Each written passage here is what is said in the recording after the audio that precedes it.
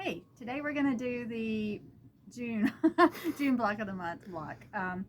This one's pretty easy, but there's a couple of little tricks. So the first one is we're gonna show you. I don't have the printouts yet, but we're gonna do these little triangles right here, and that is gonna be with number 4 and 5 fabrics. So I pretty much described it very well, and I think most all of you guys have done this before, but I'm gonna show you anyway. So what we do is we take our, this is obviously not number 4 and 5. These are just fake fabrics. Um, we're going to do right sides together on those, just like the instructions say. We're going to spritz it a little bit with your best press, water, Niagara starch, whatever you got. And obviously your pieces of fabric will be a little smaller, quite a bit smaller. And then the reason I'm pressing these together is so they stick together. Makes it a little easier. And then we're going to take it, oops, forgot to take this out of the package. Unboxing. Unboxing. This is one of my favorite tools ever. This is a rotating mat. I have one at home. This one's probably going to have to go home with me because mine at home is years old and it is kind of falling apart. I mean, it's got a few little scratches in it. But I love this thing.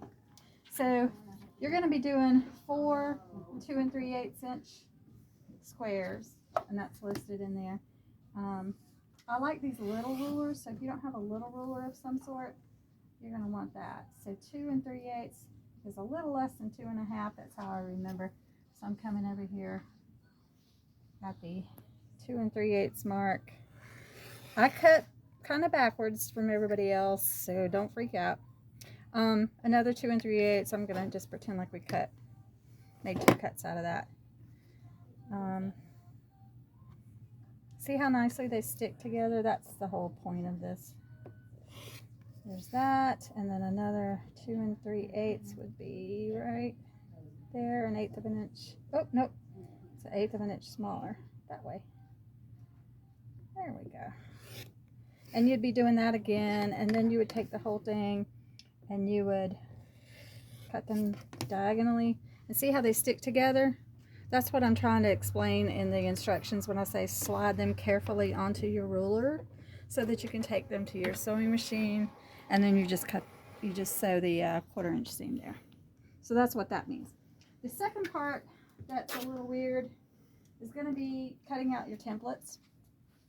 Template A is the big guy, and the instructions are basically you're going to need to cut these into smaller pieces. Oh goodness, what size? 8 by 2 1/2 inch rectangles. So you're going to need 4 8 by 2 1/2 inch rectangles. Let's see, or was it 8 1/2? Whatever the instructions say. 1 2 3 4. I hope they're 8 because that's how big my fabric is. They are. Okay. My fabric's close enough. So I'm going to cut these triangles out. Pretend like I got enough fabric. Ruler. Y'all, it's either do it kind of crazy and get it done, or don't do these videos at all. So that's the choice. What did I say, 2 1/2? I believe so. Yep, 2 1/2. Follow your instruction sheet. So I'm going to have 4 of these pieces that are 2 1/2. Like I said, I cut backwards from the way a lot of you guys cut. So if what I'm doing looks really weird, don't worry about that. And notice how this thing then turns around so that I don't have to move it off my board. That's what I love about this cutter. So 1 2 3 4 5 6. Uh-oh, I don't have 8. Well, pretend like that's 8 inches, okay? It's really 7, but pretend like it's 8. I need a little more room. Okay, so pretend like that's 2 1/2 by 8. So what I was getting at on the instructions was that you need to have 2 of these right sides up. It's okay if they're like that, as long as 2 are right sides up and 2 are wrong sides up. And line them all up with the left hand side over here hide that one. Line them all up like that. Take your template, which is here somewhere. Oh, there it is. Take your template, line that up with the edge over here, and you can move this around.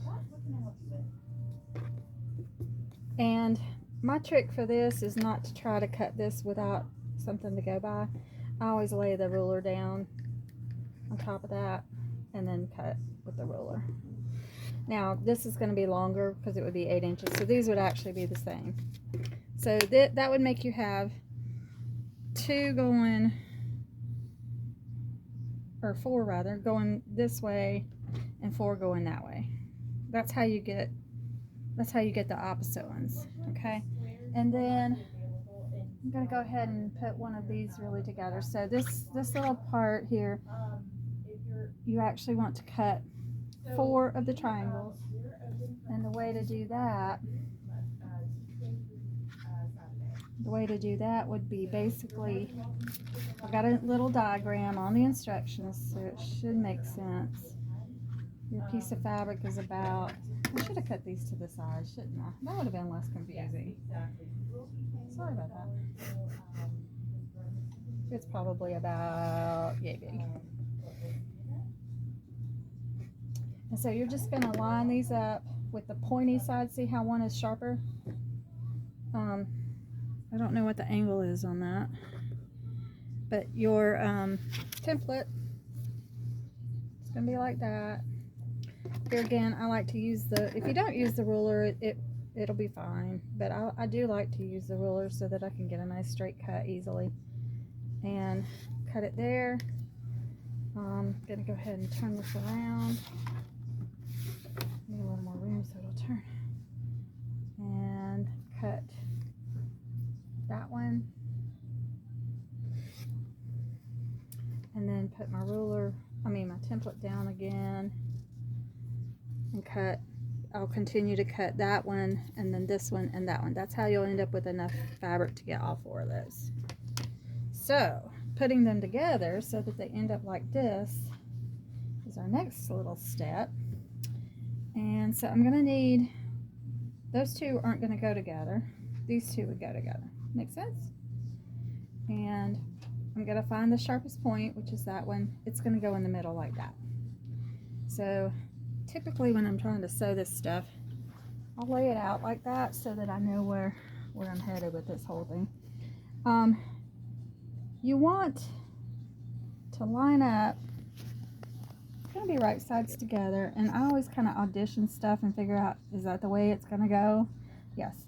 And the way you want this is that pointiest point is going to be lined up, which is going to leave extra down at the bottom.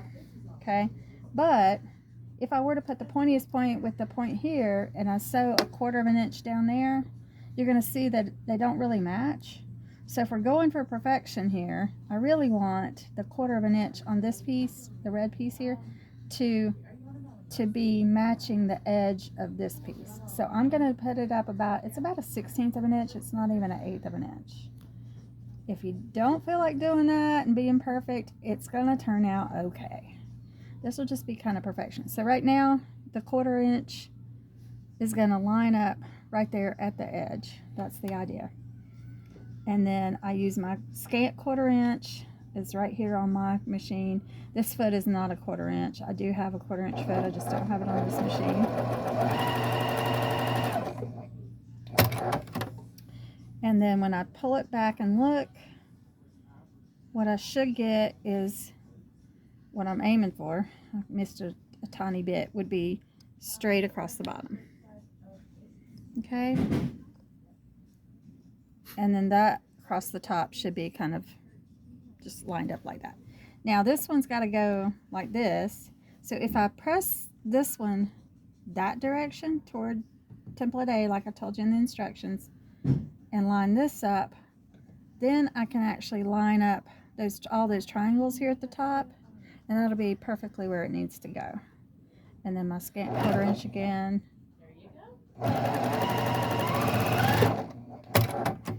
And then when I open it up, it should be more or less straight across the bottom. And I should have a 1/4 inch right here, which I have a little more than a 1/4 inch, which is better than a little less, because then my points are going to be really good.